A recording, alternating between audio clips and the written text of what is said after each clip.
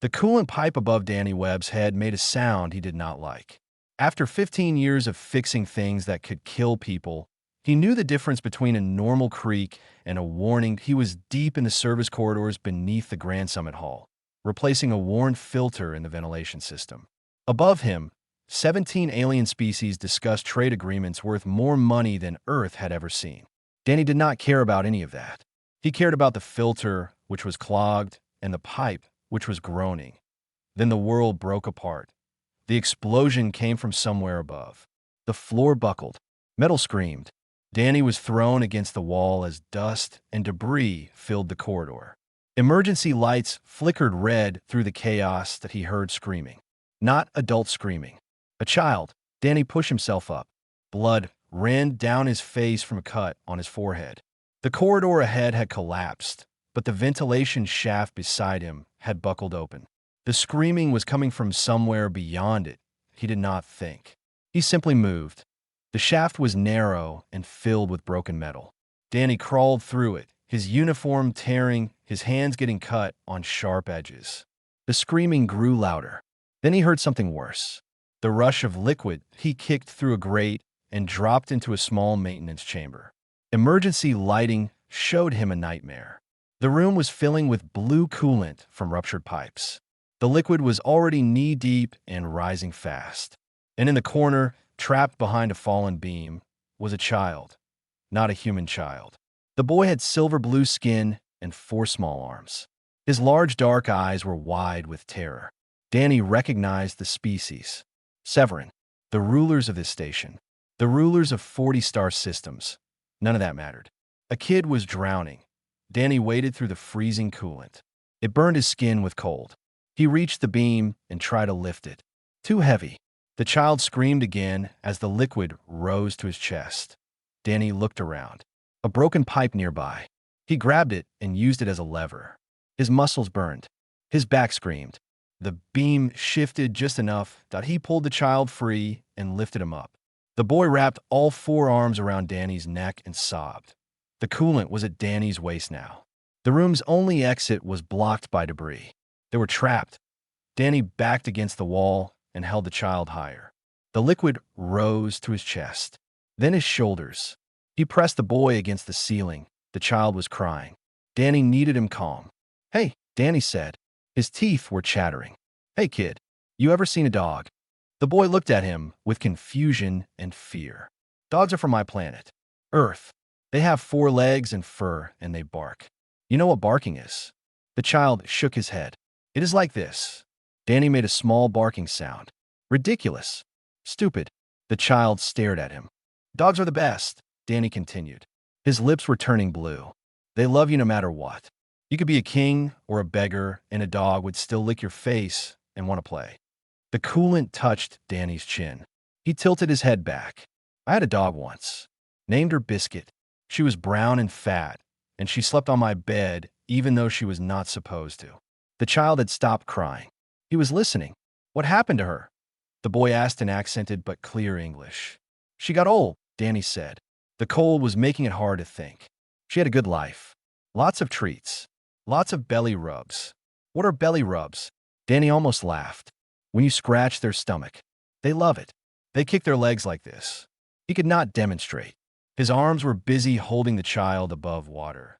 The liquid stopped rising. Something had blocked it, or the pipes had emptied.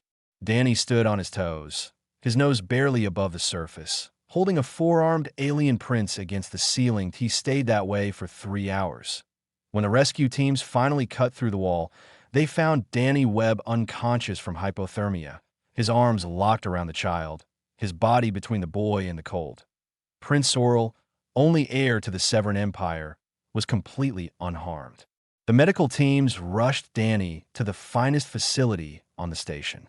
They wrapped him in heated blankets and pumped warm fluids into his veins. He was a human, a maintenance worker, a nobody from a small planet that had only joined the galactic community 12 years ago. He had done the impossible. 3 hours later, Empress Yolindra arrived at the medical bay. She was tall and terrible and beautiful, her silver blue skin flawless, her 4 arms adorned with rings of office. Beside her, Prince Sorrel held her lower left hand. The Empress looked at the unconscious human. His skin was pale. Frost still clung to his hair. The monitors showed his heart was beating, but barely. "Who is he?" the Empress asked. Captain Ressa, head of the Imperial Guard, checked her datapad. "A contract worker. Danny Webb. Human. He was repairing ventilation systems in the lower corridors." "How did he reach my son?" "We do not know, Your Majesty. The route he took should have been impossible." The Empress stared at the human for a long moment. Then she looked down at her son. Prince Sorrel was watching Danny with something she had never seen in his eyes before. "Hope, trust, love. He told me about dogs," the prince said quietly. "He said they love you no matter what." The Empress did not respond, but she did not leave. She stood beside the bed of an ordinary human who had done an extraordinary thing, and she waited for him to wake. The aftermath would shake the Empire, but that was tomorrow's problem. Danny woke to the smell of flowers he could not name. The ceiling above him was white and curved like the inside of an egg. Soft light came from nowhere and everywhere. He tried to sit up and found that his body actually worked. That surprised him. The last thing he remembered was cold, so deep it felt like dying. "You are awake." Danny turned his head. A Severan female stood beside his bed. She wore simple gray robes, and her silver-blue face showed no expression he could read. "Where am I?" Danny asked. His voice was rough. "The Imperial Medical Center. You have been unconscious for 3 days." 3 days. Danny looked at his hands. No frostbite damage. No scars. The alien medicine had healed him completely. "The boy," Danny said suddenly. "The kid I found. Is he okay?" Something flickered across the Severan's face. "Surprise, maybe. Prince Sorrel is unharmed. Because of you." "Prince." Danny let that word sink in. He had known the kid was Severan. He had not known he was royalty. "I need to return to work," Danny said. "My supervisor will dock my pay if I miss more shifts." The Severan stared at him. "You do not understand. You saved the only heir to the Severan Empire. You cannot simply return to work." Over the next several hours, Danny learned exactly how much trouble he was in. High Advisor Meloran came to interrogate him. The old Severan had pale blue skin and suspicious eyes. He asked Danny the same questions over and over. "Why were you in that corridor? How did you know where the prince was? Who sent you? What do you want?" Danny gave the same answers over and over. He was fixing a filter. He heard screaming. Nobody sent him. He wanted to go home. Meloran did not believe him. No one acts without motive. "Where are you hiding?" "Nothing," Danny said. "I heard a kid screaming. I went to help. That is all." "You nearly died." "I did not think about that." "Impossible. Every being calculates risk." Danny shrugged. "I was a firefighter back on Earth. You hear someone screaming, you move. You think about it later. Or you do not think about it at all, because there is no later." Meloran left without another word. But Danny could tell he had made things worse. A human who wanted wealth or power would be easy to manage. A human who simply did the right thing without expecting reward was unpredictable. The next visitor was Captain Ressa, head of the Imperial Guard. She was tall and muscular, with darker blue skin than most Severan Danny had seen. She stood at attention beside his bed and did not meet his eyes. "I owe you an apology," she said stiffly. "For what?" "My guards could not reach the prince. The passage was too small for Severan bodies. You succeeded where we failed." Danny heard the shame in her voice. "You would have done the same thing if you could fit. Do not beat yourself up about it." She finally looked at him. Her expression was strange. "You are not what I expected." "What did you expect?" "I do not know. Not this." The third visitor was the one Danny had been dreading. Prince Sorrel entered the medical room with 2 guards behind him. He was small for a Severan, his silver-blue skin smooth and unmarked. His 4 arms were folded nervously across his chest. The guard stopped at the door, but the prince walked right up to Danny's bed. "Hello," the boy said. "Hello," Danny replied. "You saved me." "I guess I did." Prince Sorrel climbed onto the edge of the bed without asking permission. The guards tensed but did not intervene.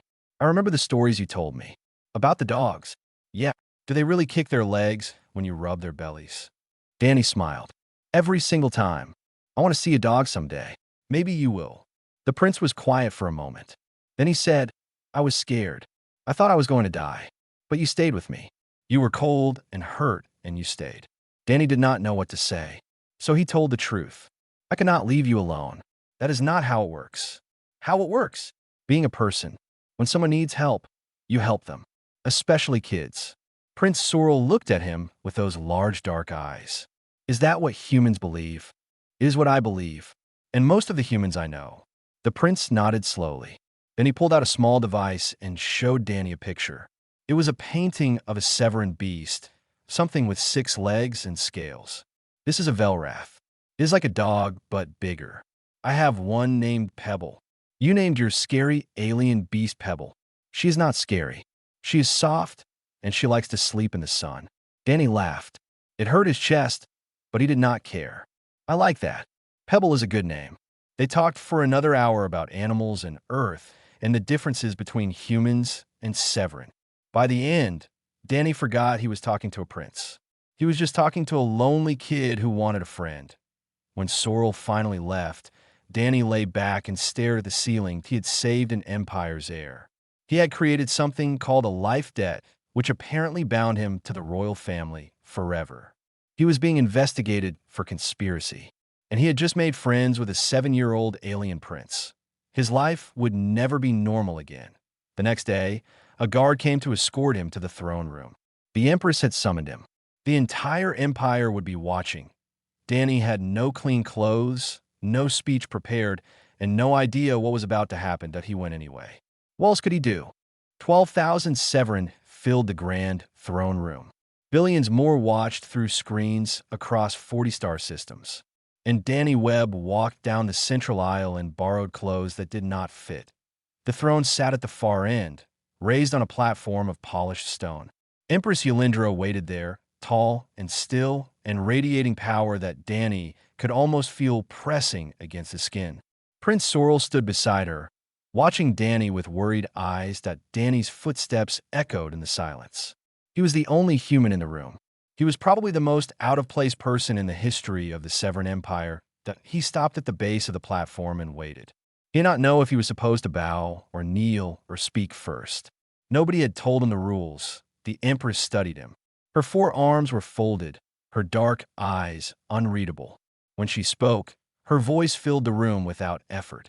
Danny Webb of Earth, you saved the life of my only child, heir to the Severan throne. By ancient law, you have created a life debt between us. This debt must be honored. Danny said nothing. He did not trust his voice. The Empire offers you its gratitude. The Empress continued. Name your reward. Wealth beyond measure. Land on any world you choose. A title of nobility. Ships, servants, power. Whatever you desire, it shall be yours. The crowd waited. This was the moment everyone wanted to see. What would the human demand? Danny thought about it. He thought about wealth he could not spend and land he would not know how to farm. He thought about titles that meant nothing to him and power he did not want. He thought about his small apartment on the station. His tools. His routine. His quiet, simple life. Your Majesty, he said, I am grateful, but I do not want any of those things. I just want to go back to work, back to my normal life. Silence. Absolute, complete silence. Then whispers began spreading through the crowd like fire. Danny caught fragments. Insult. Impossible. Unprecedented. High Advisor Melorin stepped forward. You dare refuse the Empress's generosity? This is an offense against the crown. I'm not trying to offend anyone, Danny said. I just do not need riches or titles. I am a maintenance worker. That is what I do. That is who I am. The Empress raised one hand. The whispers stopped instantly. You truly want nothing? She asked. Her voice was softer now, curious. I want the prince to be safe and happy. I want to go back to fixing things. That is all. For a long moment, no one moved. Then the Empress did something unexpected. She smiled. In 10,000 years, no one has ever refused imperial gifts. You are either the most humble being in the galaxy or the most clever. I cannot decide which. I am definitely not clever, Danny said. Ask my teachers. Ask anyone. The smile faded. The Empress descended the steps until she stood directly in front of Danny. This close, she was terrifying. beautiful and cold like a winter storm. The life debt must be honored. If you will not accept wealth or power, then I will give you something else. A purpose. She turned to face the crowd. By my authority as Empress, I name Danny Webb as companion to Prince Sorrel. He will serve as friend and teacher to my son. He will live in the palace under my protection. This is my decree. Chaos erupted. Nobles shouted in protest. Advisors rushed to whisper in the Empress's ears. Captain Ressa looked like she had swallowed something sour. Danny just stood there, stunned. Your Majesty, I am not qualified. I am just a maintenance worker. I do not know anything about teaching or royalty or any of this. The Empress looked at him. You kept my son calm while you were freezing to death. You told him stories while your body was dying. You made him laugh. Her voice cracked slightly. He does not laugh, Danny Webb. Not since his father died. But he laughs with you. Danny glanced at Prince Sorrel. The boy was watching him with desperate hope. What if I fail? Danny asked quietly. Then you fail. But I do not think you will. A man who refuses an empire's wealth to return to honest work is not a man who fails at the things that matter. High Advisor Meloran pushed forward again. Your Majesty, this is madness. The noble houses will never accept a human in such a position. There will be consequences. The Empress did not even look at him. Let them come. She returned to her throne and raised her voice once more. The decree is made. The debt is honored. This session is ended. Danny was escorted out through a side passage, away from the crowds. His head was spinning. He had come to the throne room expecting to leave as a free man. Instead, he was now bound to the royal family forever. As he walked through the marble corridors, he passed a group of Severan nobles. They wore fine robes and cold expressions. One of them, a male with pale skin and cruel eyes, stared at Danny with pure hatred. Enjoy your position, human, the noble said softly. It will not last. Danny kept walking. He did not respond, but he remembered the face, and he understood, finally, that his life was no longer his own, that he had saved a prince. And now he would have to keep saving him, whether he was ready or not. 6 months after becoming companion to the prince, Danny taught a future emperor how to whistle. It took 3 weeks. Severan mouths were not shaped for whistling. But Prince Sorrel was determined, and Danny was patient, and eventually a thin, reedy sound emerged from the boy's lips. Sorrel was so proud he ran through the palace whistling at everyone he passed. The guards did not know how to react. The servants looked confused. High Advisor Meloran complained to the Empress that the heir was behaving like a common child. The Empress told him to mind his own business. Danny had settled in a palace life, though he never felt comfortable. His rooms were larger than any apartment he had ever lived in. Servants brought him food he could not pronounce. He had more clothes now than he had owned in his entire life. But the best parts were his afternoons with Sorrel. The formal Severan tutors taught the prince mathematics, history, politics, and warfare. Danny taught him everything else. How to tie different knots, how to bandage a wound, how to cook simple food, how to play games. That last one caused the most problems. Severan children were not raised with play. From birth, they were trained and educated and molded into proper citizens. The idea of doing something just for fun was strange to them. Danny changed that. He taught Sorrel hide and seek. Tak, simple card games from Earth. Building towers out of blocks and then knocking them down. Stupid, pointless, wonderful things that made the prince laugh until his sides hurt. One afternoon, Danny found Sorrel hiding behind a curtain, giggling so hard he could barely breathe. When Danny pretended not to find him, the prince burst out and tackled him. They both fell to the floor in a heap. A servant walked in and froze. A prince of the blood was wrestling on the ground with a human. This was not supposed to happen. Danny looked up and shrugged. He is winning. Sorrel laughed even harder. Word spread through the palace. The human was teaching the prince undignified behavior. The human was corrupting the air. The human was a bad influence. Lord Vacian, the noble who had threatened Danny after the throne room ceremony, began gathering allies. He hosted meetings in his estate where he spoke of tradition and proper order. He never directly criticized the Empress, but his meaning was clear. The human must go. Danny knew about the meetings. Captain Ressa had started warning him about threats. They had become something like friends over the months, bonded by their shared duty to protect Sorrel. You should be careful, Ressa told him one evening. Vacian has powerful connections. What can he do? Danny asked. The Empress supports me. There are ways around an Empress. Patience and poison work on anyone. 2 weeks later, Danny collapsed during dinner. His vision blurred. His chest burned. He fell from his chair and hit the floor hard. Sorrel screamed for help while servants rushed to carry Danny to the medical center. The doctors found traces of alaxin in his food, a common Severin poison that destroyed internal organs within hours. But Danny was not Severin. His human biology was different enough that the poison made him sick without killing him. He spent 3 days in bed, weak and miserable, but he survived. The investigation found nothing. The kitchen staff was questioned. The food supplies were checked. No evidence pointed to any specific person. Lord Vacian expressed his concern and wished Danny a speedy recovery. Danny was not fooled. Neither was the Empress. I cannot act without proof, she told Danny privately. But I know who is responsible. He will pay eventually. What do I do until then? Danny asked. You survive. You protect my son. And you be careful. That night, Sorrel snuck into Danny's medical room. His small face was stained with tears. I thought you were going to die, the prince whispered. Danny reached out and held his hand. I'm too stubborn to die. You're stuck with me. Promise. Promise. Sorrel climbed onto the bed and curled up against Danny's side. Within minutes, he was asleep. Danny lay awake for a long time, staring at the ceiling. He had wanted a simple life. Instead, he had powerful enemies, an alien prince who loved him, and a target on his back that he could not leave. If he abandoned Sorrel now, the boy would be alone. Worse, he would be vulnerable.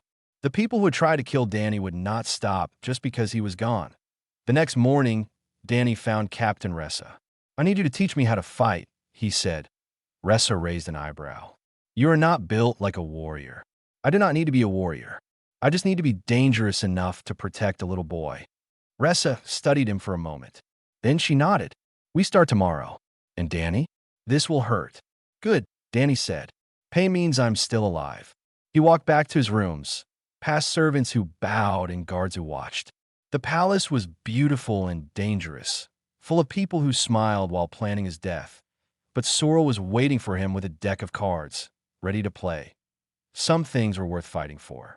The formal challenge arrived on paper made from pressed flowers.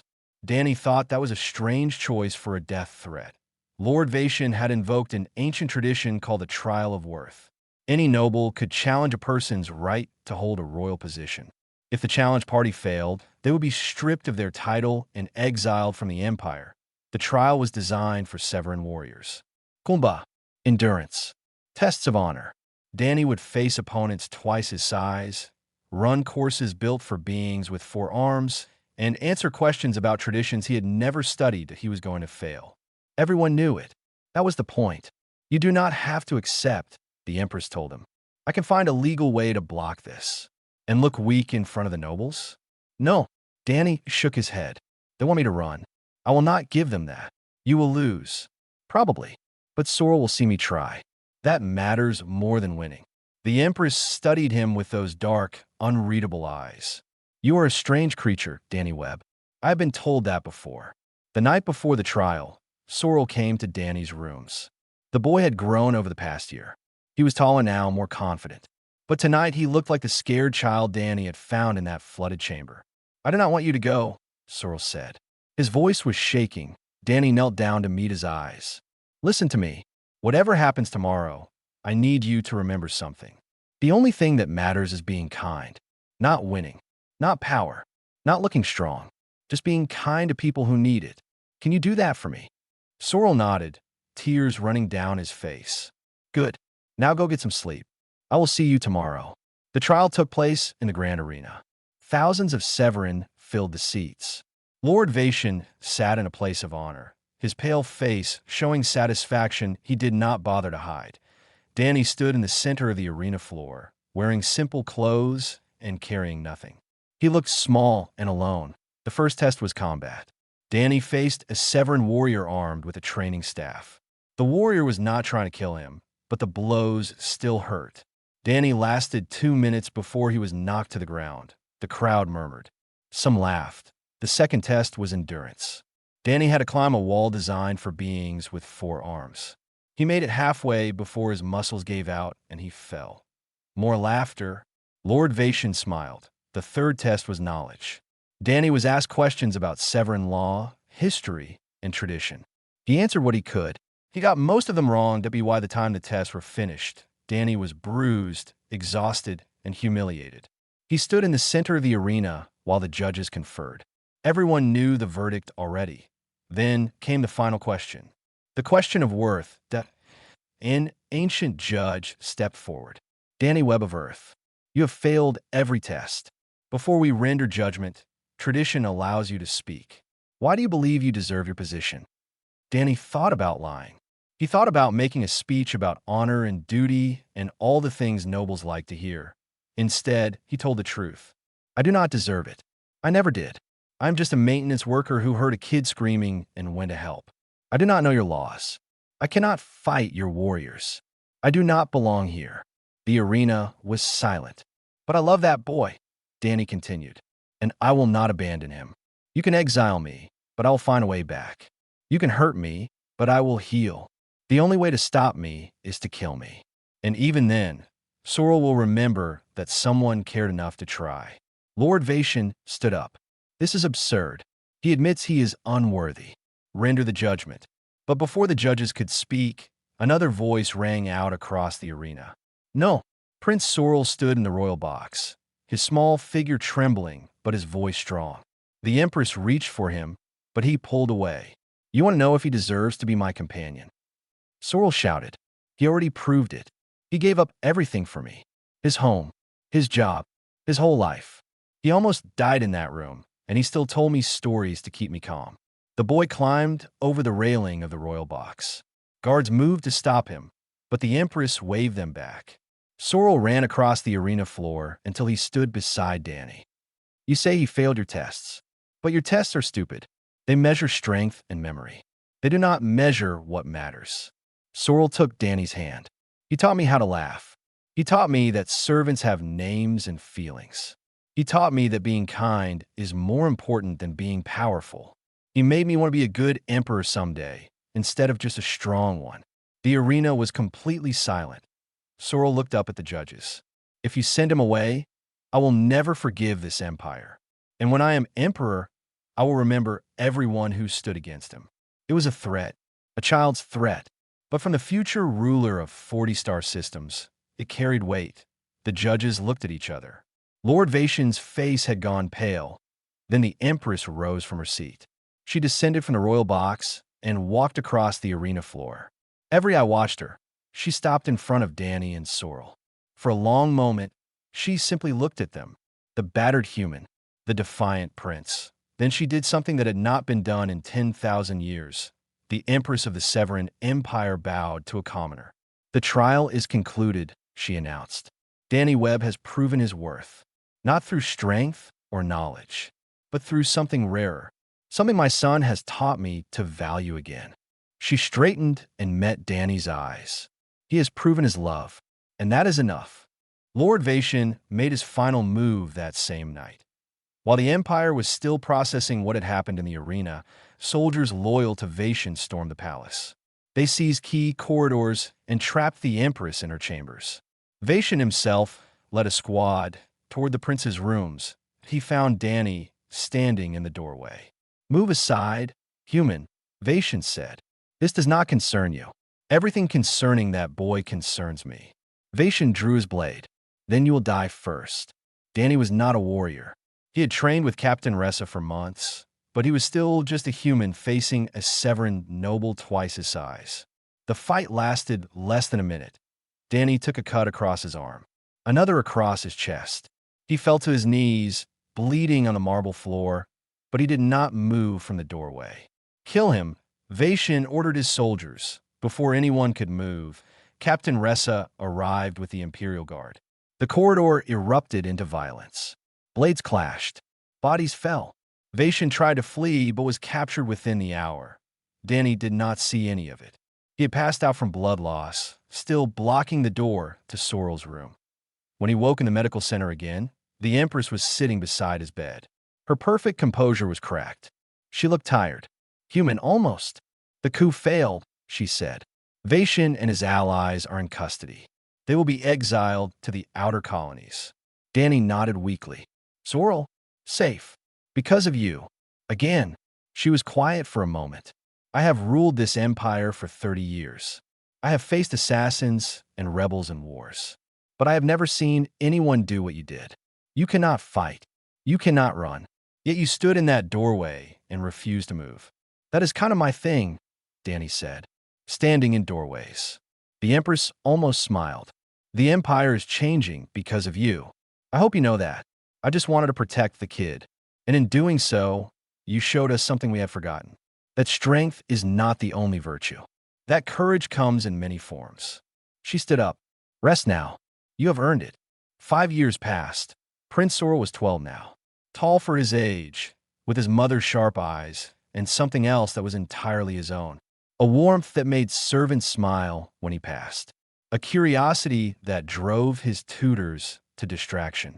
A kindness that confused the noble houses who had never seen such a thing in royalty. Danny watched him from across the palace garden. Gray had started appearing in Danny's hair. Lines had formed around his eyes. He was getting older. Humans did that faster than Severin.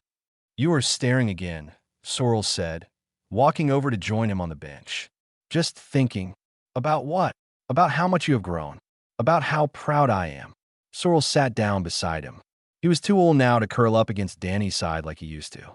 But he sat close enough that their shoulders touched. The ambassador from the human colonies arrived today, Sorrel said. Did you hear? Danny nodded. I heard. 5 years ago, there had been almost no humans in the Severin Empire. Now there were thousands. Engineers and doctors and teachers and workers of every kind. The Empress had opened the borders at Danny's request, and humans had flooded in. They were no longer seen as fragile and useless. They were seen as brave and strange and surprisingly reliable. A human maintenance worker had saved the crown prince. A human had stood against a noble lord with nothing but his body as a shield. Humans, it turned out, were worth knowing. Do you ever regret it? Sorrel asked. Giving up your old life? Danny thought about the question. He thought about his cramped apartment, his lonely dinners, his endless routine of fixing broken things in empty corridors. Then he looked at Sorrel, at the boy who had become like a son to him. I did not give up anything, Danny said. I found something, a family, a purpose, a kid who needed me. I'm not a kid anymore. You will always be a kid to me. Sorrel smiled. It was the same smile Danny had first seen in that flooded chamber years ago. The smile of a frightened child who had found someone to trust. The historians are already writing about you, Sorrel said, about how you changed the empire. I did not change anything. I just showed up and tried to help. That is what changed everything. They sat together in silence, watching the sun set over the capital. The sky turned gold and purple and red. Somewhere in the palace, servants prepared dinner. Guards changed shifts. The empire turned on, vast and ancient and slowly becoming something new. Danny thought about all the humans working across 40-star systems now. Engineers fixing ships, doctors healing patients, teachers sharing knowledge. All of them given a chance because one ordinary man had crawled through wreckage to save a screaming child. He thought about Sorrel, who would be emperor someday, who would rule with kindness because someone had taught him that kindness mattered, who would change laws and traditions and the very nature of Severin society because a human had shown him how to play hide and seek. The historians would write that the empire changed because of politics and economics and cultural evolution. They would fill books with theories and analyses and grand explanations. They would be wrong. The empire changed because Danny Webb heard a little boy screaming and did not stop to calculate whether helping was wise. He just moved. He just helped. He just stayed. And sometimes that is enough to shake the stars. Come on, Danny said, standing up slowly. His bones ached more than they used to. Dinner is probably ready. And I promise to teach you how to make pancakes tonight. Where are pancakes? The greatest human invention. Better than starships. Better than medicine. You will see. Sorrel laughed and followed him inside. The sun set behind them, and the empire continued to change, one small act of kindness at a time.